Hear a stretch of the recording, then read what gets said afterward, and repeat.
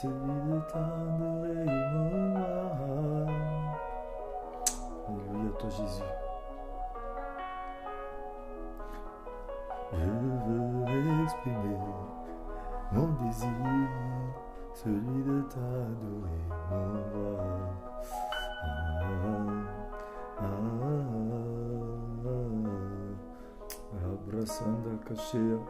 Il est bon ce Dieu-là.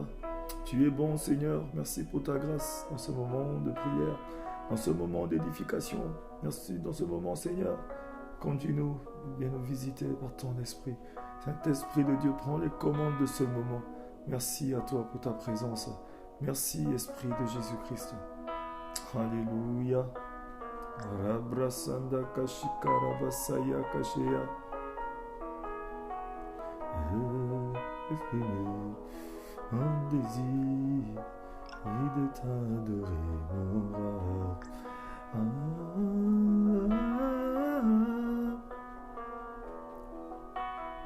Je veux exprimer.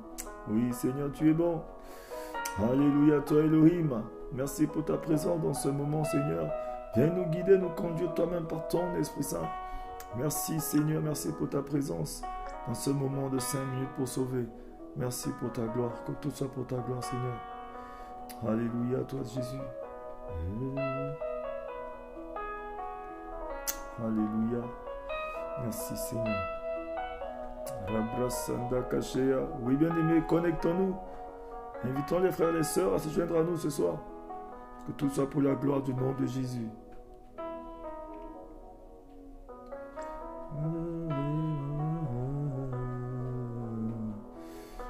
Alléluia, toi Seigneur. Je veux exprimer mon désir, celui de t'adorer, mon roi.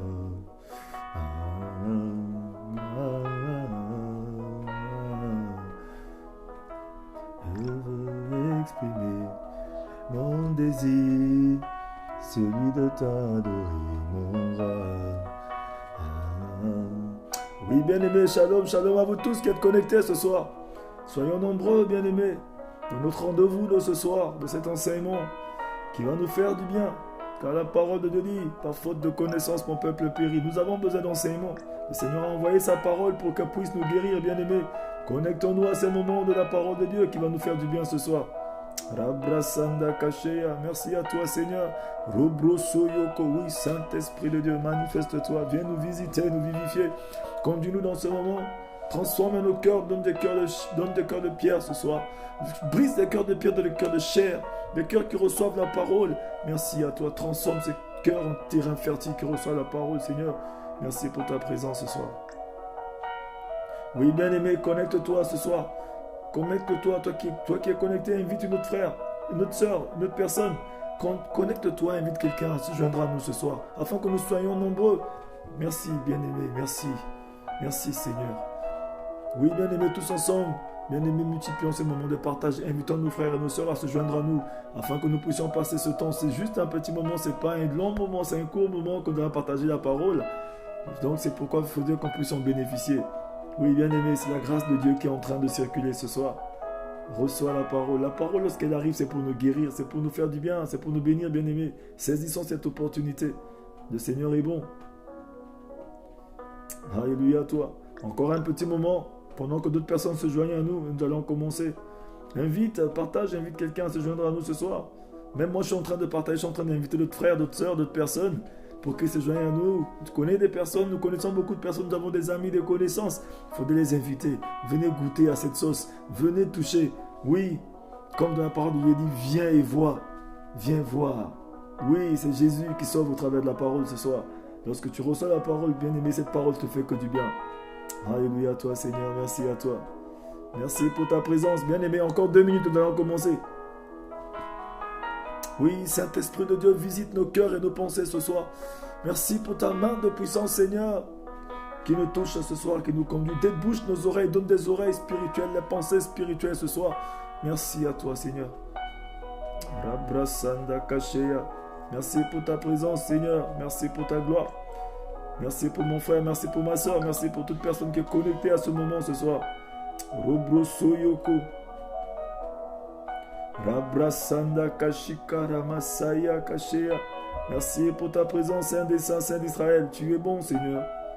Alléluia, toi, Jésus. Oui, bien-aimé. Ce moment est pour nous, c'est un moment pour tout un chacun de nous. Connectons-nous à ce moment. Alléluia, toi, Jésus. Tu es bon, Papa. Alléluia, toi, Seigneur.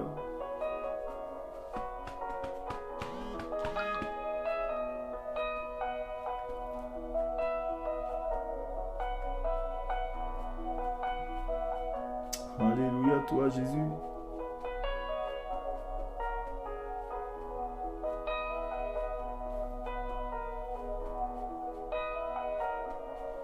Oui, bien-aimé. Nous allons commencer. Dans peu de temps, nous allons commencer, bien-aimé. Ce moment est pour tout un chacun de nous. Alléluia, toi, Jésus. Tu es bon. Rabrasanda Kashea. Merci à toi, Saint des Saints, Saint d'Israël. Merci pour ta grâce ce soir parmi nous. Seigneur, je remets ce moment entre tes saintes et divines mains. Viens nous visiter, nous vivifier, viens nous conduire à la dimension de ta gloire ce soir. Que ce moment soit un moment béni par ton Esprit Saint, qu'il vienne nous conduire, nous guider, nous orienter. Seigneur, merci. Bénis ta parole. Glorifie-toi dans ta parole ce soir. Que nous diminuons et que tu grandisses. Donne-nous la sagesse, l'intelligence, l'obéissance, la connaissance à cette parole ce soir. Seigneur, que tout soit pour ta gloire. Tu es le Dieu de gloire. Tu es le Dieu miséricordieux. Merci pour ta présence, Saint des Saints, Saint d'Israël. Conduis ton peuple, conduis tout un chacun de nous. Merci de nous éclairer, que cette parole soit une lumière, Papa, pour nous éclairer, pour nous conduire à la dimension de ta gloire ce soir. Que tout soit pour ta gloire. Au nom de Jésus, nous avons ainsi prié. Tous ensemble, nous disons Amen. Oui, bien-aimés, nous allons commencer pour ne pas être en retard parce que on prépare le temps aussi. Nous allons commencer notre moment. C'est un moment important pour tout un chacun de nous. Si tu es prêt, je vais rappeler ceci à tout un chacun de nous. Alléluia. Nous sommes sur l'obéissance, alléluia. Nous avons vu l'obéissance depuis que nous avons commencé. Pour ceux qui sont en retard, ils pourront toujours aller sur la page, alléluia. Ils pourront toujours aller sur la page et puis chercher. C'est-à-dire que depuis avant-hier jusqu'à aujourd'hui, que nous avons commencé sur l'obéissance, nous avons parlé de la désobéissance, nous avons parlé de l'origine, de la rébellion qui a fait entrer le mal aujourd'hui, que la vie des enfants de Dieu est devenue caduque et difficile. Alléluia. Nous avons vu toutes ces origines, nous avons essayé de passer par là. Mais aujourd'hui, nous sommes en train de continuer sur l'obéissance. Nous avons donné le sens de l'obéissance. Nous avons parlé de la question qui est posée à tout un chacun de nous depuis ces temps-ci, depuis ces 2 jours. Pourquoi il faut-il obéir à Dieu? Alléluia. Nous avons commencé à répondre depuis hier. Nous avons dit, on obéit à Dieu déjà. Pourquoi obéir? Pourquoi faut-il obéir à Dieu? Pour lui plaire, pour plaire à Dieu. Ça veut dire que quand on obéit à Dieu, pour qu'on puisse lui plaire à lui seul et à lui seul seulement. Alléluia. Pour ne pas plaire à une autre personne. Alléluia. Donc ce soir, nous allons toujours continuer. Il y a aussi une autre phase. Pourquoi obéir à Dieu? Nous avons commencé dans ce sens aussi. Alléluia. Donc, si vous avez vos Bibles, mettez vos Bibles avec vous. Nous allons continuer dans ce moment. C'est très important pour tout un chacun de nous. Gardons nos Bibles avec nous, bien-aimés. C'est important. Nous allons donner la définition que nous avons toujours eue de l'obéissance, que nous avons commencé à définir depuis le début. J'ai dit que l'obéissance est une attitude de soumission à Dieu, à sa volonté et à ses principes. Elle se manifeste par un comportement en accord avec cette soumission. Ça veut dire que l'obéissance et la soumission, c'est 2 mots distincts mais qui font chemin ensemble. Un vrai enfant de Dieu qui dit qu'il est obéissante, ce qui a de l'obéissance, c'est un enfant de Dieu. C'est une personne, alléluia, qui marche avec l'obéissance et avec la soumission.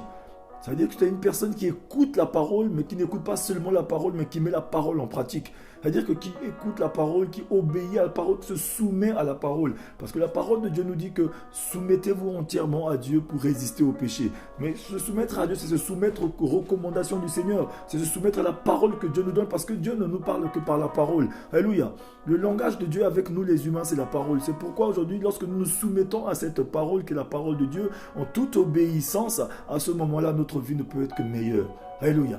Mais c'est pourquoi nous voyons les critères, les conditions pour être meilleur avec Dieu, c'est la soumission, c'est lui plaire. C'est-à-dire que c'est lui obéir. Pourquoi obéir à Dieu? Pour lui plaire, comme nous avons vu hier, pour ceux qui sont en retard, qui ne sont pas connectés, qui n'ont pas eu qui n'ont pas suivi ça hier, ils peuvent aller sur la page et vous pouvez toujours être à jour. Alléluia. Vous pouvez voir ça en rediffusion. Mais aujourd'hui, nous allons continuer pour mieux le servir. Je crois que j'ai commencé ça depuis hier. Pour mieux le servir. Pourquoi obéir à Dieu? C'est pour mieux le servir. C'est le point 2. Le point 1, c'était pour lui plaire, pour plaire à Dieu. Parce que dans le monde, nous avons vu que nous faisons tout pour plaire à nos patrons, pour plaire à ceux qui nous ont embauchés. Alléluia. Alors que nous avons vu qu'il y a un passage dans la Bible qui va nous dire ceci.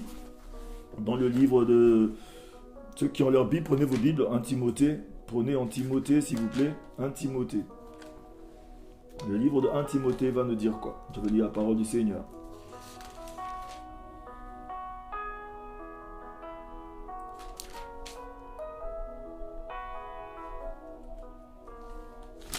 Donc c'est 2 Timothée, attendez, excusez-moi, que je trouve le passage, je vais vous lire rapidement ce passage qui nous parle de quelque chose d'important aussi. Dieu est bon, bien-aimé. 2 Timothée 2 à partir du verset 15, pour ceux qui vont noter, 2 Timothée 2 à partir du verset 15, que je vais lire très rapidement, qui nous dit « Efforce-toi de te présenter devant Dieu comme un homme éprouvé, un ouvrier qui n'a point à rougir et qui dispense droitement la parole de la vérité. Évite les discours vains et profanes, car ceux qui les tiennent avanceront toujours plus dans l'impiété et leurs paroles grangeront comme la gangrène. De ce nombre sont hyménés et filetés. » Alléluia. Qui sont détournés de la vérité, disant que la résurrection est déjà arrivée et qui renversent la foi de quelques-uns. Alléluia. Mais je reviens au début, au verset 15 qui nous dit ceci. « Efforce-toi de te présenter devant Dieu comme un homme éprouvé, un ouvrier qui n'a point à rougir. » Ça veut dire que la parole du Seigneur nous demande de nous efforcer. Pour un début, nous devons nous efforcer pour plaire à Dieu, comme un ouvrier qui n'a pas à rougir, comme un ouvrier qui travaille dans le champ de Dieu, dans le champ de son patron, sans chercher à réfléchir. C'est comme aujourd'hui. Nous qui sommes en Europe, un peu partout là où on voit que travailler c'est de rigueur. C'est pas comme en Afrique où on peut tricher un peu, dans quelques pays là où on connaît, qu'on peut tricher un peu. Ici on ne triche pas. Tu es obligé de travailler et tu vas au travail à l'heure qu'il faut et tu finis à telle heure. Vous avez vu, il y a des principes, il y a des restrictions, on doit respecter ces horaires-là. Et ça fait qu'on fait des efforts pour plaire à notre patron. Alléluia. Nous faisons vraiment des efforts pour plaire à notre patron, pour avoir peut-être une promotion ou quelque chose. Amen. C'est un peu ce que la parole nous dit. Nous devons être comme un ouvrier qui fait des efforts pour plaire à son maître. Comme la parole nous dit, efforce-toi de te présenter devant Dieu comme un ouvrier éprouvé comme un ouvrier qui n'a point à rougir. Alors que le plus souvent, nous, on rougit. Rougir, c'est-à-dire qu'on est tout le temps en train de rouspecter, en train c'est-à-dire que de discuter. On discute trop, on raisonne trop. Alors qu'un ouvrier qui doit plaire à son maître ne raisonne pas. Il ne réfléchit pas. Comme à l'armée. À l'armée, comme je vous ai dit, parce que moi-même, je suis passé par l'armée, je sais ce que c'est que l'armée. La première base de la discipline de l'armée nous dit ceci, on dit que la première base de la discipline nous dit que la discipline faisant la force principale des armées. Il importe que tout supérieur obtienne de ses subordonnés une obéissance entière et une soumission de tous les instants. Que les ordres soient exécutés littéralement sans hésitation ni murmure. Et la réclamation n'est permise au subordonné que lorsqu'il a obéi. Vous voyez un peu, ça c'est la première base de la discipline de l'armée. Regardez un peu comment l'armée nous donne, c'est-à-dire que des instructions. On nous donne, c'est-à-dire que même déjà moi à l'école militaire en classe de 6e, je connaissais déjà cette base. Cette notion était déjà en moi. La discipline faisant la force principale des armées. C'est-à-dire qu'il faut être discipliné. Comme la parole nous dit que efforcez-vous d'être comme un ouvrier. Un ouvrier, alléluia, devant Dieu comme un homme éprouvé. Un ouvrier qui n'a point à rougir. C'est-à-dire qu'une personne qui ne murmure pas. La réclamation n'est permise de subordonner que lorsqu'il a obéi. C'est-à-dire que tu dois d'abord obéir avant de venir réclamer. Alors que nous, aujourd'hui, avec la mentalité européenne, avec la mentalité d'où on ne sait, où le malin essaie de nous mettre dans la tête, on veut d'abord demander le pourquoi. On te dit, donne la dîme. Pourquoi? On me dit, bon, mais il faut donner des offrandes. Pourquoi? Parce que le pasteur va manger. Non, on te dit, fais ceci. Abandonne le péché. Pourquoi? On demande trop de pourquoi. Bien aimé, on commence à conditionner Dieu. Alors qu'ici, la parole nous dit que nous devons fonctionner comme des soldats. Un vrai soldat, c'est celui-là. La discipline faisant la force principale des armées. Et Dieu est le Dieu suprême des armées. Il importe que tout supérieur obtienne de ses subordonnés une obéissance entière et une soumission de tous les instants. Que les ordres soient exécutés littéralement sans hésitation ni murmure. Et la réclamation n'est permise de subordonner que lorsqu'il a obéi. Ça veut dire que si tu veux réclamer, il faut d'abord obéir. À l'armée, c'était ça. Mais ça veut dire qu'aujourd'hui, nous voyons bien avec cet esclavage moderne qui se passe dans le monde, nous, on respecte beaucoup plus nos chefs hiérarchiques au travail parce qu'on veut une promotion. On respecte beaucoup plus nos patrons, on respecte beaucoup plus parce qu'on veut plaire aux hommes. Mais aujourd'hui, les hommes que vous voyez là, on s'efforce pour leur plaire. Demain, tu as une promotion parce que tu es encore productif, tu es encore jeune, tu es vigoureux, tu as les muscles, tu es costaud, tu es encore là. Mais le jour que tu vas tomber malade, le jour que tu vas avoir un accident, mais on va te remplacer. Ton patron va te remplacer systématiquement. Ou bien dépose seulement demande, un repos, un congé maladie. Demande ton congé, prends un congé maladie. Reste chez toi un petit moment, tu vas voir. On va te remplacer, mon frère, ma soeur. Alors qu'avec Dieu, c'est pas ça. Lorsque les disciples de Jésus étaient dans la chambre haute, il y avait 120 disciples qui étaient dans la chambre haute, 120 flammes sur 120 têtes. Ça veut dire que Dieu ne fait pas de duplication. Il ne prenait pas la flamme de celui-là et donnait à celui-là. C'est que la flamme que Dieu t'a donnée, c'est pour toi. L'onction que Dieu t'a donnée, c'est pour toi. Il a dit restez à Jérusalem jusqu'à ce qu'une puissance vienne sur vous. Ça veut dire qu'en toute obéissance, nous devons rester à Jérusalem pour recevoir l'onction afin d'être... C'est-à-dire que l'onction que nous recevons à Jérusalem, qui représente la présence de Dieu, qui représente la chambre haute, la chambre de fabrication du réveil. Tout ce que nous recevons comme réveil pour que nous soyons des dispensateurs de ces mystères cachés-là. Pour que nous, on soit démonstratifs. Parce que l'onction que nous, on reçoit, c'est pas pour nous. On ne doit pas être égoïste. Ce qu'on reçoit comme onction, c'est pour la démonstration de la gloire de Dieu. Pour que d'autres puissent voir la gloire de Dieu et viennent à Dieu. C'est pourquoi le Seigneur nous remplit de l'onction. Alléluia. Mais nous avons besoin d'obéissance, de rester dans la présence de Dieu afin de recevoir cette onction. Alléluia. Mais nous, en toute désobéissance, avec la rébellion qui est encore dans notre chair, avec l'idolâtrie, avec ces formes de choses en nous, on veut trop demander le pourquoi. Pourquoi on me dit de rester ici? Pourquoi on me dit de jeûner? Pourquoi on me dit d'abandonner le péché, d'abandonner l'alcool? Non, je vais prendre un peu de vin à table. Non, c'est pas interdit. Non, mais Dieu ne regarde pas. Dieu regarde au cœur. Dieu ne regarde pas aux vêtements. Pourquoi on me dit de m'habiller? Alors que lorsqu'on nous dit de nous habiller proprement, dans la décence, par exemple, une sœur qui a des formes, vous savez, vous les femmes, excusez-moi de vous dire ça, nous, nos sœurs aujourd'hui, vous avez un corps que Dieu vous a créé avec, alléluia. L'anatomie de la femme a été créée par Dieu pour qu'elle puisse attirer son homme. Alléluia. Avec un corps qui n'est pas comme le corps de l'homme. Mais le corps de la femme, c'est un corps, alléluia, on ne peut pas exposer devant tout le monde. On ne peut pas essayer de plaire à tout le monde, c'est pas possible. On doit plaire à son mari. La femme doit cacher son corps. Elle doit bien s'habiller proprement, ça c'est sûr, mais dans la décence. Ça veut dire que dans la décence de manière à ce qu'elle sera admirée par son homme. Parce qu'on vit pour un seul public et ce public c'est Dieu bien-aimé. C'est pourquoi la parole nous dit efforcez-vous comme un homme éprouvé qui doit plaire à son maître. C'est pourquoi nous avons dit la question qui était posée, c'est que pourquoi faut-il obéir? C'est pour plaire à Dieu. On obéit, c'est pour plaire à Dieu. Tout ce qu'on reçoit, c'est pour plaire à Dieu. Nous sommes l'ouvrage du Seigneur. Nous sommes la lettre écrite de Dieu. C'est-à-dire que tout ce qu'on fait, il faudrait que Dieu soit informé. C'est pourquoi la parole nous dit que efforcez-vous de plaire à Dieu comme un ouvrier qui n'a point à rougir. Un ouvrier qui ne murmure pas, comme à l'armée on nous dit, sans murmure, sans hésitation. C'est-à-dire que si Dieu te dit de faire, tu le fais. Il te dit laisse tomber, tu laisses tomber. Mais nous, la désobéissance nous conduit à dire, bon, si Dieu me dit d'abandonner, bon, comme j'en avais 10, j'abandonne 8, je garde quand même 2. Alléluia. On est souvent désobéissant. On veut corriger Dieu. Le Seigneur nous parle ici d'obéissance, bien-aimé. Alléluia. Pour mieux le servir, il nous faut être comme un ouvrier qui cherche à plaire à son maître. Mais pour un début, bien-aimé, on ne va pas continuer perpétuellement de nous efforcer pour plaire à Dieu. Parce que si toi, tu dois toujours t'efforcer pour plaire à Dieu, bien-aimé, à un moment donné, tu vas t'épuiser.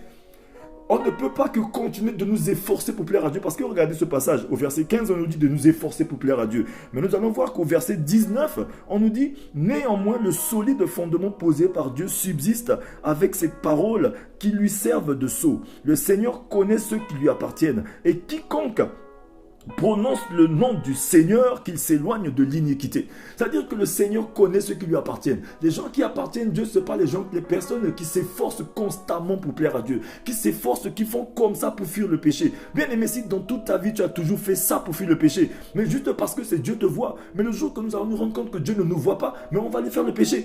On ne peut pas fuir le péché parce que Dieu nous voit. On fuit le péché parce que le péché est dangereux, ça nous fait mal, ça nous tue. Le péché a des conséquences.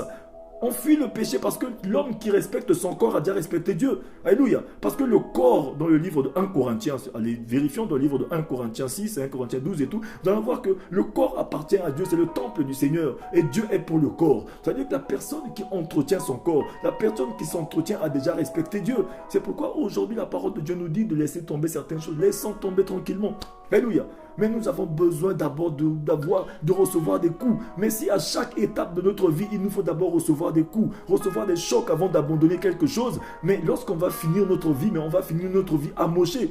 On va finir notre vie avec des cicatrices, avec des blessures, des chocs, bien aimés. On n'est pas obligé de passer par une prison d'abord pour faire les choses correctement. On n'est pas obligé de passer par des cicatrices pour faire les choses correctement. Bien aimés, aujourd'hui, il y a beaucoup de personnes qui sont passées par là. Les anciens, même l'apôtre Paul a dit, nos anciens qui sont passés par là, tout ce qu'ils ont écrit, ça nous sert aujourd'hui de quoi? De preuve. Ça nous sert d'exemple pour que nous, on puisse voir afin de mettre notre vie en ordre. Alléluia.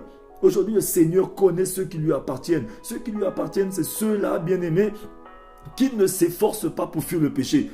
C'est-à-dire que pour que toi, tu arrêtes aujourd'hui l'alcool, il faut d'abord suer, transpirer, jeûner pour abandonner l'alcool.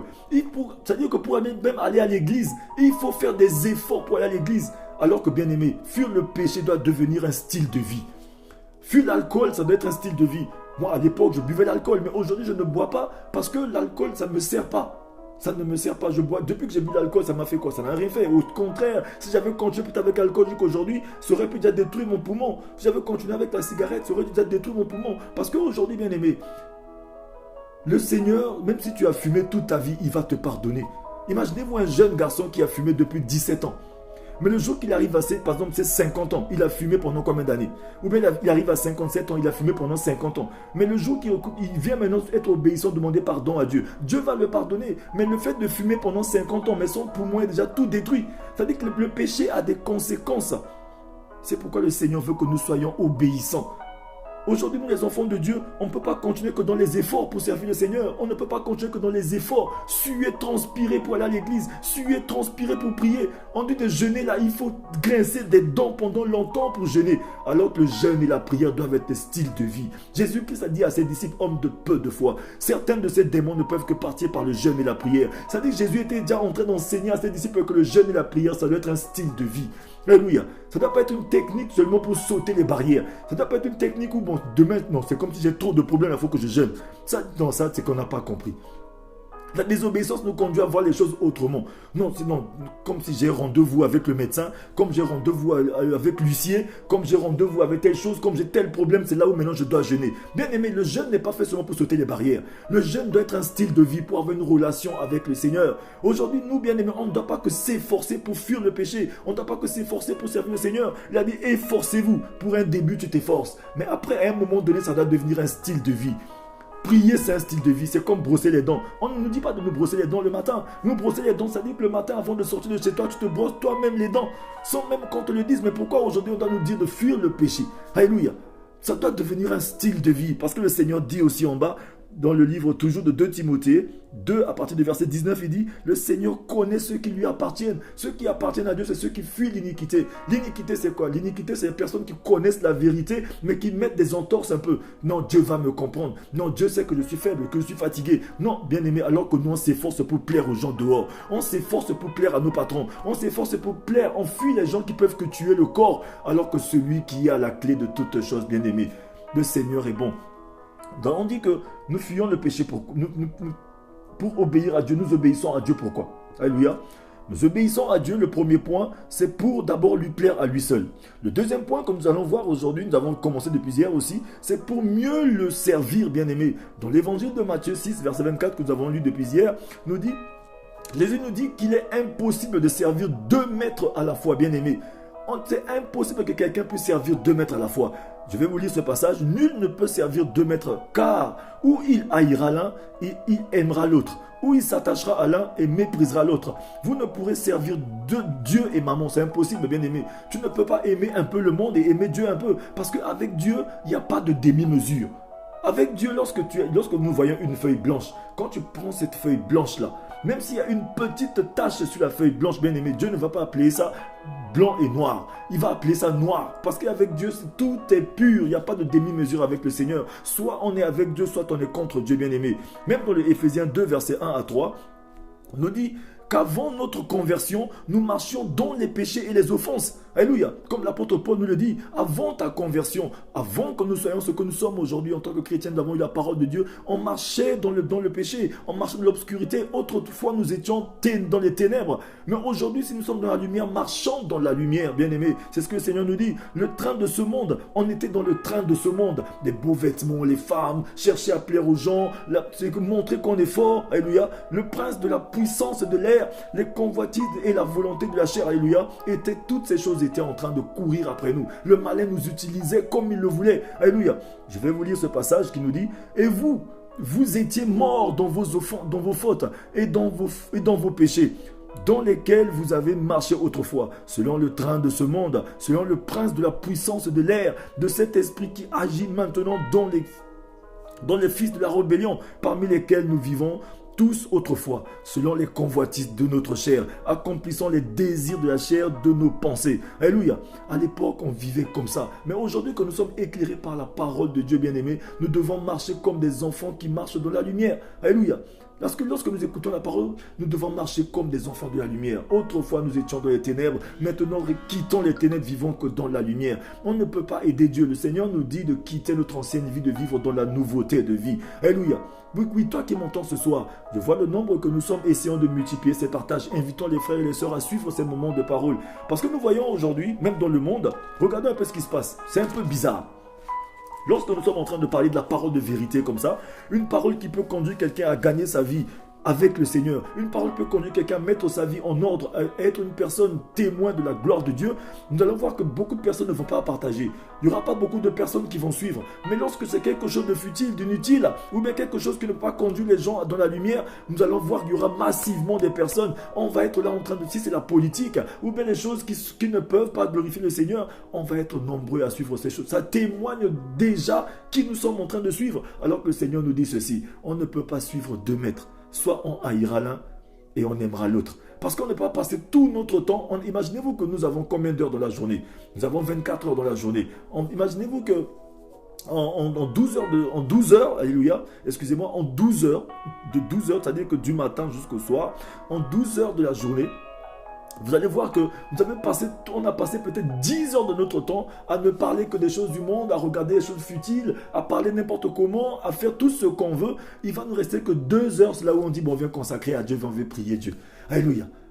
Bien-aimé, est-ce qu'on peut se moquer de Dieu? On ne se moque pas de Dieu, bien-aimé. Alléluia. Pour continuer notre enseignement, nous n'avions pas le choix. Le seul maître que nous connaissons était notre ego, bien-aimé. À l'époque, nous étions orgueilleux, égoïstes. Mais aujourd'hui, avec le Seigneur, bien-aimé, soyons obéissants, laissons tomber toutes ces choses. Le Seigneur veut que nous puissions le servir, lui et lui seul. Parce que l'égoïsme nous conduit à adorer qui? À adorer Mammon, à adorer le diable, à adorer le prince de l'air, celui qui règne ici dans ce monde. Alléluia. Notre ego, notre égoïsme est en vue dans l'espérance trompeuse. Et Dieu n'est même pas dans tout ce que nous sommes en train de faire. On sert Dieu bien sûr, mais contre Dieu. Parce que nous sommes remplis d'égoïsme par manque de connaissances, bien-aimés. Nous étions carrément des jouets du tentateur. Il s'amuse avec nous. Nous sommes comme des jouets, des petits jeux entre ses mains. Il s'amuse avec nous. Le malin s'amuse avec toi. Il nous permet d'avoir des miettes, d'avoir des petites choses. On croit qu'on est fort. Alors que, bien-aimés, on était en train d'aller tranquillement vers la perdition. C'est l'obscurité. Alléluia. Lorsque tu es en train de marcher et que tu vois ton ombre, bien-aimé, ton ombre devant toi, ça veut dire que la lumière est où? Si tu vois ton ombre est devant toi, est projetée devant toi, ça veut dire que la lumière, tu l'as laissée derrière toi. Alors que la parole de Dieu nous dit de marcher vers la lumière. La lumière, c'est Jésus. Mais si tu marches et que ton ombre est devant toi, c'est que la lumière est derrière toi. Retourne-toi tranquillement vers la lumière. C'est juste ce que nous avons à faire. On n'a pas à aider Dieu. On se retourne, on va vers la lumière. C'est ce que le Seigneur nous demande de faire. De volte-face, bien-aimé. Nous étions carrément des joueurs, des jouets entre les mains du tentateur, du monde et de nous-mêmes. En Romains 6, verset 17, Paul nous dit clairement, alléluia, Romains 6, verset 17, pour ceux qui ont leur Bible, prenons le Romains 6, verset 17 très rapidement. Romains 6, verset 17. 17 à 18, je vais lire rapidement. Romains 6, verset 17 à 18, va nous dire ceci. Mais grâce soit rendue à Dieu de ce que, après avoir été esclave du péché, vous avez obéi de cœur à la règle de doctrine dans laquelle vous avez été instruits. Ayant été affranchis du péché, vous êtes devenus esclaves de la justice de Dieu. Bien aimé, c'est ça. Aujourd'hui, lorsque tu écoutes la parole de Dieu, tu es affranchi du péché. Alléluia. La loi du péché qui conduisait à la mort, maintenant tu es sauvé, tu es placé dans la loi de l'esprit de vie en Jésus-Christ, bien-aimé. Donc il n'y a plus de condamnation pour ceux qui sont en Christ. Mais tout cela passe par l'obéissance. Une personne qui est obéissante et qui commence à marcher comme le Seigneur a dit, c'est là, il y a une puissance qui sort cette personne pour la placer dans l'esprit de vie en Jésus-Christ, afin de vivre dans une nouveauté de vie en Jésus. Alléluia. Mais nous allons voir que et maintenant, la situation n'est plus la même. Lorsque nous, maintenant, ayant été affranchis du péché, vous êtes devenus esclaves et serviteurs de la justice en Dieu, comme nous avons lu tout de suite. Cela ne veut pas dire que nous ne pouvons plus obéir au péché, mais plutôt que nous avons maintenant la possibilité de répondre à un nouveau maître. Alléluia. Cela ne veut pas dire que non, le péché est loin. Non, bien-aimé. Bien sûr que tu peux avoir Dieu avec toi, bien-aimé. En nous, il y a une bataille qui se passe tous les jours, qu'on appelle la bataille de la sanctification, entre l'homme qui est régénéré et l'homme ancien qui vit toujours en nous. C'est-à-dire que chaque jour, tu as un côté de toi, quelque chose en toi qui te dit non, on va faire ça. L'autre qui te dit non, on va vers la lumière. Il y a toujours un côté de nous qui nous emmène toujours vers la mauvaise pensée, et c'est là où le diable il utilise ce côté. C'est pourquoi faisons attention, bien-aimés. Dieu lui-même, si nous, alléluia, si nous obéissons à Dieu, alors nous montrons qu'il est vraiment notre Seigneur. Notre ancien maître et notre nouveau maître sont tellement différents l'un de l'autre qu'ils sont antagonistes, bien-aimés. En nous, c'est-à-dire que lorsque tu as accepté Jésus, en toi, cette bataille de sanctification, bien-aimé, c'est la lumière qui finira toujours par l'emporter. Mais tout cela passe par ton obéissance de tous les jours. Alléluia. En nous, bien-aimé, Dieu a déposé une petite portion de quelque chose qu'on appelle la décision et la volonté. Tout le monde a une décision, tout le monde a une volonté. Ta décision et ta volonté, ce n'est pas Dieu qui gère ça directement. Ni ce n'est pas le diable qui va gérer directement. Le Seigneur a déposé en nous la décision et la volonté. C'est une petite portion de quelque chose, mais qui transforme la vie de quelqu'un. Tu négliges ta décision et ta volonté, bien-aimé. Il faut être sûr que demain, tu vas le regretter. Le regret viendra toujours. C'est à nous de prendre notre décision, notre volonté, afin de nous offrir à Dieu, afin d'être obéissants à la parole de Dieu. C'est pourquoi la parole nous dit, soumettez-vous entièrement à Dieu pour résister au péché. C'est-à-dire que soumettez-vous à Dieu pour le servir. Servir Dieu, bien-aimé, ça commence par une petite décision, par une prise de position, bien-aimé. C'est la décision. Même aimer Dieu commence, c'est une décision, c'est pas un sentiment. On ne peut pas sentir qu'on aime Dieu. On ne peut pas sentir qu'on sert Dieu. On se décide de servir Dieu. On se décide d'aimer Dieu. C'est comme notre femme, notre homme, ou bien la femme qui se marie avec son mari, ou le mari avec sa femme. Dans le couple, ce n'est pas les sentiments, c'est l'amour. L'amour vient d'une décision. C'est pourquoi on nous dit que c'est pour le meilleur et pour le pire. Donc ça veut dire que servir le Seigneur, ça vient d'une décision. On se décide de plaire à Dieu. C'est pourquoi on dit que efforcez-vous de plaire à Dieu. Efforcez-vous comme un ouvrier qui cherche à plaire à son maître. C'est-à-dire que nous devons nous efforcer de servir le Seigneur sans murmure, sans hésitation. Des fois, ça ne nous plaît pas, mais on le fait parce que c'est une prise de décision. Et à un moment donné, on va se rendre compte que la foi va nous accompagner. Ça devient un style de vie. On va voir qu'on ne s'efforce plus. On ne fait plus d'efforts. On le fait parce que bon, c'est devenu normal qu'on le fasse. Alléluia. C'est comme se brosser les dents. Le matin, je me lève, si je peux m'habiller même en or, en argent, mais si je ne me suis pas brossé les dents, je ne suis pas à l'aise. C'est la même chose. Imagine-toi, tu n'as pas prié le matin, tu n'as pas prêché la parole de Dieu, tu n'as pas annoncé la parole à quelqu'un, tu n'as pas lu ta Bible, tu n'as pas eu une relation avec ton maître le matin. Mais bien aimé, et que tu es à l'aise, c'est qu'il y a un problème. Un enfant de Dieu qui n'a pas fait toutes ces choses, qui n'a pas prié, qui n'a pas cherché Dieu, qui n'a pas lu la Bible, qui n'a pas fait du bien à son prochain, bien aimé, et qui est bien en lui, c'est qu'il y a un problème. Parce que notre conscience est notre juge auprès de notre cœur. La parole de Dieu nous dit que Dieu parle tantôt d'une manière, tantôt d'une autre. Il parle par notre conscience. Alléluia. Notre conscience est comme une jauge. La jauge qui est dans le moteur. Lorsque nous jaugeons souvent le carburant, ou bien soit l'huile qui est dans le moteur, nous voyons la jauge. On voit peut-être le niveau d'huile qui est là. Mais des fois, cette jauge nous donne des indications sur le tableau de bord. Ce tableau de bord, on t'indique que non, déjà ton carburant est déjà presque au rouge. Mais tu vois que tellement que ça signale, à un moment donné, ça ne signale plus. Et nous, on croit que non, si ça ne signale plus, là, des fois, je connais ma voiture, hein, la voiture peut me faire rouler encore pendant 10 km avant que j'atteigne la prochaine station. Bien aimé, bientôt sur l'autoroute, tu vas tomber en panne sèche. Parce qu'à un moment donné, si tu n'entends plus la voix du Seigneur, c'est qu'il est en train de te chicoter. Bien aimé, Tellement qu'il t'a prévenu par les évangélistes, par la parole, par tout ce que tu lis, par ta conscience. Il a tellement parlé, notre conscience nous a tellement parlé qu'à un moment donné, notre conscience ne nous parle plus. Notre conscience se noie. Et on est dans l'espérance trompeuse. On commence à se dire que non, Dieu là, ça veut dire que Dieu m'approuve. Vous avez vu, depuis que je suis en train de faire mon totem, vous avez vu, Dieu m'a déjà touché. Est-ce que Dieu m'a chicoté? Souvent, on est là en train de dire ça. Non, le Seigneur, son serviteur tombera, cette fois, il le relèvera. Bien aimé, on n'est pas obligé de tomber pour que Dieu puisse nous relever. Si tu écoutes la parole de Dieu, tu n'es pas obligé de tomber. Bien aimé, tu n'es pas obligé de tomber. On doit servir Dieu. Servir Dieu, c'est qu'on sert Dieu avec tout. Avec ton corps, avec ton âme, avec ton esprit, avec tout ce que tu as, bien aimé, dans toute la discipline.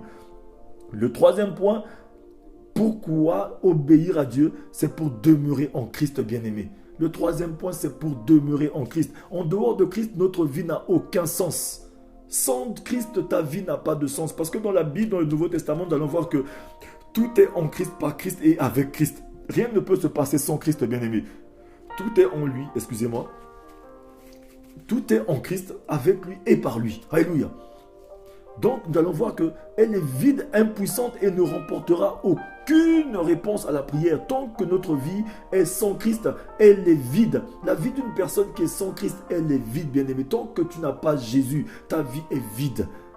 La seule personne qui peut nous conduire à la vérité, qui peut nous conduire à Christ, qui peut nous conduire à la vie, c'est Jésus. L'exemple que nous devons suivre, c'est l'exemple de Jésus. Le premier-né de toute une génération, c'est Jésus. C'est ce qui est dit dans la Bible. Aujourd'hui, bien sûr que oui, nos ancêtres, ceux qui sont passés avant nous dans la Bible, ils sont passés par là, bien-aimés. Oui, la parole de Dieu le dit, ils sont passés par là. Ils ont eu des témoignages. Par eux, Dieu a fait beaucoup de grandes choses. Mais l'exemple que le Seigneur nous a donné de suivre, c'est l'exemple Jésus. Faites ceci en mémoire de moi. C'est en mémoire de Jésus-Christ seul. Parce qu'aujourd'hui, si nous suivons l'exemple de Salomon, il va nous conduire bien sûr à offrir un temple à Dieu, mais plus tard, on aura notre royaume qui sera disloqué. Salomon a réussi sa vie, mais il a réussi dans la vie, mais il n'a pas réussi sa vie. Alléluia. Il a réussi dans la vie, il a eu le royaume, on l'a applaudi, on l'a acclamé, les rois sont venus le voir. Aujourd'hui, il y a le roi, il n'y a pas eu un plus grand roi que Salomon dans la Bible, mais il n'a pas réussi sa vie, bien-aimé. On peut réussir dans la vie, mais sans réussir notre vie. C'est pourquoi le Seigneur veut que nous soyons obéissants. Mais pour être obéissants, il faut demeurer en Christ. Il faut que Christ vive pleinement en nous. Considérons maintenant les promesses de Dieu transmises par Jésus pour tous ceux qui obéissent, bien-aimés. Nous allons voir que toutes les promesses, alléluia, nous allons considérer maintenant toutes les promesses de Dieu transmises par Jésus pour tous ceux qui obéissent. Pour tous ceux qui obéissent, bien-aimés, nous devons porter du fruit, comme la parole de Dieu le dit. Parce qu'une personne qui demeure pleinement en Jésus-Christ, nous allons voir qu'il y a des fruits qui doivent sortir de cette personne-là. Nous devons porter du fruit, comme le dit le Jean 15, verset 5. Lorsque tu demeures en Christ, tu dois porter du fruit. Jean 15, verset 5 nous dit ceci. Je suis le cep, vous êtes les sarments. Celui qui demeure en moi et en qui je demeure porte beaucoup de fruits. Lorsqu'une personne demeure pleinement en Christ, il faut être sûr que cette personne porte du fruit. Cette personne ne manigance pas pour réussir dans la vie. Tu penses à certaines choses, les choses arrivent parce que ton besoin devient le besoin de Christ. Ton problème devient son problème. Ce n'est plus moi qui vis, mais c'est Christ qui vit en moi. Le Galates 2, verset 20 le dit. C'est-à-dire qu'il y a certaines choses, tu n'as plus besoin de t'efforcer pour les avoir. Ça devient un style de vie. Alléluia. Tu les as parce que Jésus, ton besoin devient son besoin. Tu as faim, Jésus a faim. Tu as un problème, Jésus a un problème. Tu penses à la chose, elle arrive. Parce que la parole de Dieu dit dans le livre de Psaume 139 au verset 4 que la parole n'est pas encore sur notre lèvre, que Dieu la connaît déjà. C'est-à-dire que la parole est encore dans ton cœur. Jésus-Christ connaît déjà parce que ton besoin devient son besoin. Alléluia. C'est pourquoi on dit, je suis le cep, vous êtes les sarments. Celui qui demeure en moi et en qui je demeure porte beaucoup de fruits. Si Jésus-Christ demeure réellement en toi, bien-aimé, tu es appelé à produire du fruit. Tu as obligation de résultat. Tu ne t'efforces pas, tu ne manigances pas pour réussir dans la vie, bien-aimé. Alléluia. Jésus-Christ est Seigneur. Nous allons voir aussi, le deuxième, nous allons voir qu'une puissance qui remplace la stérilité. Cette personne qui demeure en Christ a une puissance qui, alléluia, une puissance qui remplace la stérilité. Alléluia. Nous allons le voir. Dans le livre de Jean 15, toujours verset 5, car sans moi, vous ne pouvez rien faire. Toujours dans le Jean 15, verset 5. Car sans moi, vous ne pouvez rien faire. Aujourd'hui, oui, bien sûr, nous sommes stériles. Souvent, il y a certaines choses que nous n'arrivons pas à produire. Alléluia. Nous avons la stérilité physique, nous avons la stérilité matérielle, spirituelle. Une personne qui n'a pas Jésus-Christ, c'est une personne, c'est-à-dire que c'est un terrain qui est sec. Alléluia. Un terrain qui ne produit rien. Des fois, on ne produit pas spirituellement, on ne produit pas matériellement, même physiquement. Ça fait que des fois même se procréer devient difficile. Alléluia. C'est pourquoi, ça veut dire que vérifions un peu notre Jésus qui est en nous là. Est-ce que notre Jésus-là n'est pas corrompu? Parce qu'il faudrait que nous puissions avoir ce vrai Jésus-là, dans l'obéissance, la soumission, bien-aimé. C'est ça la parole de Dieu. Et nous allons voir aussi des prières exaucées. Une personne qui a un Jésus-Christ pur, et un Jésus-Christ qui vit réellement la révélation de Jésus-Christ dans sa vie, c'est une personne qui a des prières exaucées, qui ne manigance pas pour réussir. Regardez un peu le Jean 15, le verset 7 nous dit, « Si vous demeurez en moi et que mes paroles demeurent en vous, demandez ce que vous voudrez et cela vous sera accordé. » Jean 15, le verset 7. Alléluia. C'est Jésus-Christ qui le dit. Si vous demeurez en moi et que mes paroles demeurent en vous, demandez ce que vous voudrez et cela vous sera accordé. Oui, Jésus, tu es Seigneur. Donnez-moi juste un petit instant, s'il vous plaît.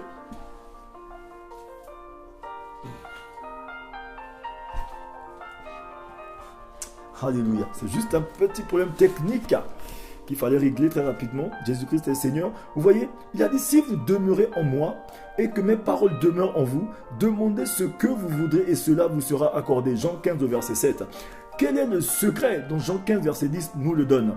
Regardez encore notre secret. Ça dit que le secret de Jean 15, verset 7 est dans le Jean 15, verset 10 qui nous dit, si vous gardez mes commandements, vous demeurez dans mon amour, de même que j'ai gardé les commandements de mon Père et que je demeure dans son amour. Alléluia, quel bel exemple que Jésus nous donne ici, bien-aimé. C'est-à-dire qu'il a dit, si vous gardez mes commandements, vous demeurez dans mon amour, de même que j'ai gardé les commandements de mon Père et que je demeure dans son amour. Alléluia. Ailleurs, nous allons voir aussi le Philippiens 2 au verset 8, Alléluia, qui va nous parler aussi, Philippiens 2, verset 8. Nous allons voir que dans cet enseignement, nous avons beaucoup de passages bibliques que nous allons passer autour au fur et à mesure. Pour ceux qui peuvent noter seront richement bénis aussi.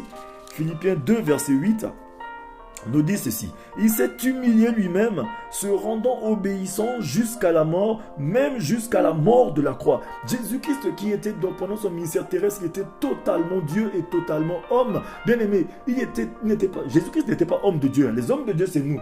On peut dire, nous aujourd'hui, on nous appelle homme de Dieu par-ci, homme de Dieu par-là. Mais Jésus-Christ n'était pas homme de Dieu. Jésus-Christ était homme-Dieu. C'est-à-dire qu'il était totalement homme et totalement Dieu. Mais il avait beaucoup de soumission et beaucoup d'humilité en lui. Parce que Dieu ne nous fera jamais faire quelque chose qu'il n'a jamais fait. Si aujourd'hui Dieu nous demande d'être obéissants et soumis, mais il a donné un exemple. Jésus-Christ s'est fait pauvre de riche qu'il était pour que nous aussi nous passons par là et nous soyons riches. Jésus est passé par la soumission, par l'humiliation. Il est passé par lui, il a eu l'humilité et il était élevé en gloire. Nous aussi, ça veut dire que pour que nous puissions être élevés en gloire, il faut passer par ce chemin. Nous sommes conduits à passer par le chemin de Jésus-Christ. Il est le premier grand frère, le premier-né de toute une génération. Nous sommes appelés à passer par lui. C'est pourquoi lorsqu'il demeure en nous, nous devons représenter ce que nous voulons présenter, Jésus.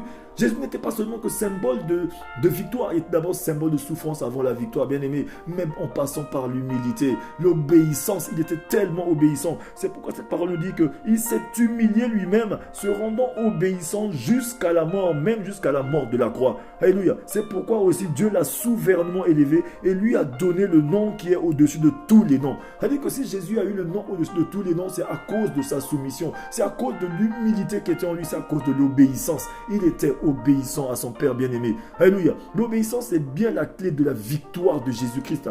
La victoire de Jésus-Christ est passée par l'obéissance bien-aimé. À un moment donné, vous allez voir que lorsqu'une personne est obéissante, n'est pas à l'abri de la tentation. Une personne obéissante n'est pas à l'abri du doute. Une personne obéissante n'est pas à l'abri de la peur. Ces choses vont arriver.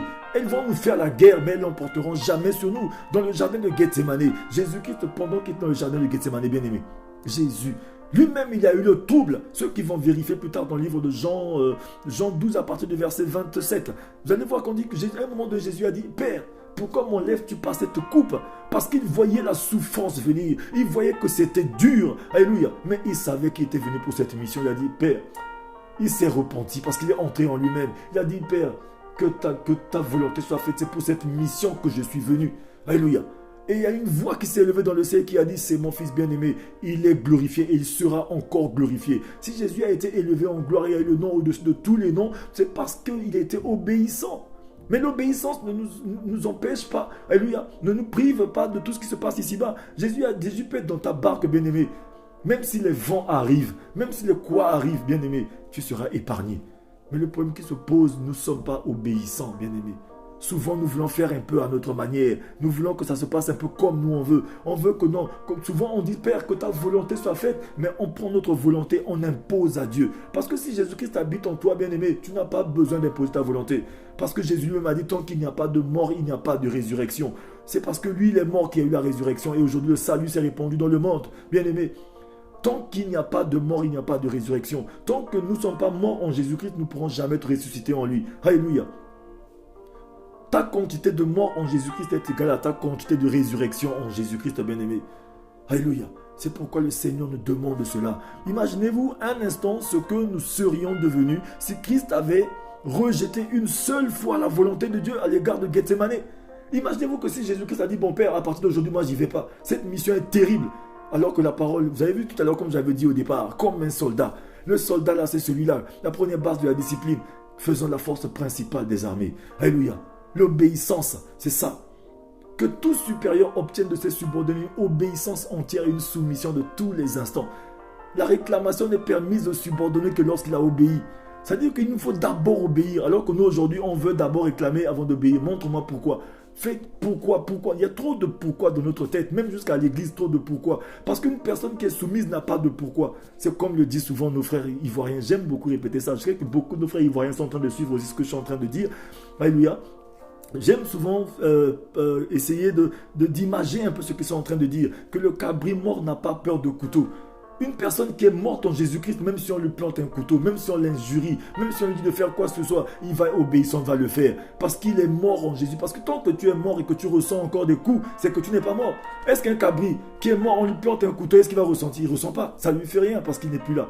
Tant que tu es mort en Jésus-Christ, tu ne ressens plus les coups, bien-aimé. C'est Jésus qui ressent tout à ta place parce qu'il a tout porté à ta place, bien-aimé. Imaginez-vous qu'au jardin de Gethsemane, s'il avait dit, bon, moi, j'y vais pas. Si aujourd'hui, nous jouissons de la vie chrétienne, bien-aimé, c'est aussi à cause de l'obéissance de Christ. Il n'en demande pas moins de chacun de nous qui voulons le suivre. Il ne demande pas moins. Il veut l'obéissance parce que Dieu veut nous conduire au sacrifice, comme le sacrifice de son Fils bien-aimé, Jésus-Christ. Alléluia. Mais je pense que nous allons nous arrêter là. Nous sommes pris un peu par le temps, nous allons nous arrêter là. Nous allons continuer demain. La question est toujours posée à tout un chacun de nous. Cette question est laquelle? Cette question est pourquoi obéir à Dieu?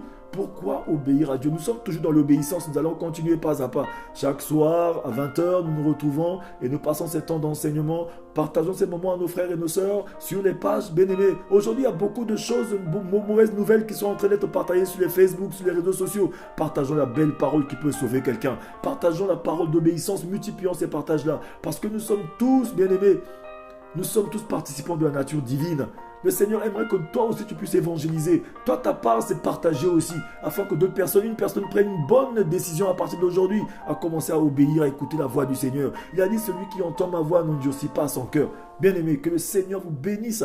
Alléluia. Et j'en profite aussi pour essayer de vous dire à une personne que ceux qui sont prêts, ceux qui veulent peut-être s'engager avec nous parce que c'est nous a mis à cœur d'entrer dans une période de jeûne de la fin d'année, pour préparer la fin de l'année, pour nous consacrer à Dieu et prier pour certaines choses que nous connaissons aussi, dans la famille et tout. Nous allons entrer en jeûne samedi pour 21 jours. Samedi à minuit, nous sommes déjà en jeûne tous les jours jusqu'à 18h, c'est-à-dire jusqu'à 21 jours. Et ceux qui vont nous accompagner, ceux qui seront avec nous dans ce moment de prière, bien-aimés, je sais que le Seigneur va vous visiter, il y aura des choses qui vont se passer, parce que moi-même, je ne sais pas. Moi-même, je vais juste obéir à la voix du Seigneur, je vais entrer dans cette période de jeûne et de prière à partir du 15 jusqu'à 21 jours. Donc, ceux qui voudront entrer dedans, si vous avez besoin d'avoir des informations, écrivez-moi inbox. Si le Seigneur vous met à cœur d'entrer dans ce moment de jeûne et de prière, c'est un challenge qui est donné à tout un chacun de nous. Regardez un passage dans le livre de 2 Corinthiens, 2 Corinthiens 4 à partir du verset 16 que je vais lire, ce dernier passage que je vais lire avant que nous puissions nous séparer. 2 Corinthiens 4 verset 16. Qu'est-ce que 2 Corinthiens 4 verset 16 nous dit? 2 Corinthiens 4 verset 16 nous dit ceci. 2 Corinthiens 4 à partir du verset nous dit, c'est pourquoi nous ne perdons pas courage. Et même si notre homme extérieur se détruit, notre homme intérieur se renouvelle de jour en jour. C'est-à-dire qu'aujourd'hui, Beaucoup d'enfants de Dieu ont peur d'entrer dans les jeûnes. Ils disent parce que non, si je jeûne pendant longtemps, je vais maigrir. Bien aimé, tant qu'il n'y a pas de détérioration, il n'y a pas de régénération. Si tu veux vivre la régénération, il faut accepter la détérioration. C'est-à-dire que lorsque tu te coupes de tout, lorsque tu perds même des amis, lorsque tu perds même certaines relations pour Jésus-Christ, à ce moment-là, bien aimé, c'est là où tu vas vivre la gloire de Dieu. Tant qu'il n'y a pas de détérioration, il n'y a pas de régénération. Alléluia. Et cela se passe quoi? Cela se passe par le sacrifice. Faire mourir les actions de la chair pour grandir le spirituel. Donc nous entrons en jeûne le 15 jusqu'à 21 jours. Ceux qui sont prêts, bien aimés, mettez-vous avec nous. Nous allons chercher le Seigneur pour qu'il nous fasse du bien. Je vais m'arrêter ici, je vais prier pour une personne. Mais avant que je puisse prier, je vais donner la dernière définition. La définition que je rappelle toujours pour l'obéissance que nous avons donnée depuis le début de cet enseignement. L'obéissance est une attitude de soumission à Dieu et à sa volonté, bien aimé. Alléluia. Et à ses principes. Elle se manifeste par un comportement en accord avec cette soumission. C'est-à-dire que l'obéissance se manifeste et marche avec la soumission, bien aimée, aux principes et aux règles que Dieu a régi et mis sur la terre. Sans cette attitude, on est considérablement freiné dans notre progression spirituelle. Le vrai disciple de Jésus-Christ ne fait pas que écouter, mais il met en pratique. Alléluia. Que le Seigneur bénisse toute personne qui a reçu ce message. Je vais prier pour tout un chacun de nous. Partout où vous vous trouvez, fermez les yeux et je vais prier. Éternel Père de gloire, Père très saint, je te loue, je te rends grâce et je te bénis. Je prie pour mon frère, pour ma soeur, pour toute personne qui a suivi, Seigneur, cet enseignement. Seigneur, que ta gloire descende sur la vie de tout un chacun de nous. Donne-nous la force de résister à la tentation de rester accroché à toi. Donne-nous un cœur pur et un esprit bien disposé. Que ta parole, Seigneur, vienne aujourd'hui nous guérir. Que ta parole donne la force. Que ta parole, Seigneur, qui guérit, qui sauve, brise la malédiction de nos vies. Merci à toi, Seigneur, pour ton sang Jésus-Christ qui coule dans nos vies, qui nous inonde. Et ta paix qui surpasse toute intelligence, qui garde nos cœurs et nos pensées, afin que nous puissions vivre ta gloire pour toujours en Jésus-Christ. Nous avons ainsi prié ce soir. Seigneur, que ta paix soit dans les familles, dans les couples, dans les maisons. Seigneur, que ta grâce, Seigneur, localise tout un chacun de nous. Que les portes qui sont fermées s'ouvrent. Que les épidémies, les fléaux, les contagions, Seigneur, ne s'approchent jamais de nos tentes. Seigneur, que toute personne ici vive ta gloire et témoigne que Jésus est Seigneur. Nous avons ainsi prié au nom de Jésus-Christ. Amen. Oui, bien-aimés. Que le bonheur et la grâce vous accompagnent. Je suis votre frère l'évangéliste Teddy Elvis Mapuka, l'oiseau de bonnes nouvelles. N'hésitez pas, continuez de multiplier les partages, bien-aimés. Ce n'est pas pour faire le buzz, c'est pour la gloire de Dieu, c'est pour que quelqu'un aussi écoute comme vous avez écouté pour être sauvé. Retrouvons-nous ici demain à 20h sur 5 minutes pour sauver, pour continuer notre enseignement. Demain, je pense que nous allons voir le 4e point, alléluia, le 4e point que nous allons voir demain, pour éviter un grand péché. Pourquoi obéir à Dieu? C'est pour éviter un grand péché. Nous allons décortiquer ça demain. Soyez tous bénis, passez une bonne soirée dans la présence du Seigneur. Ciao, ciao, ciao, ciao.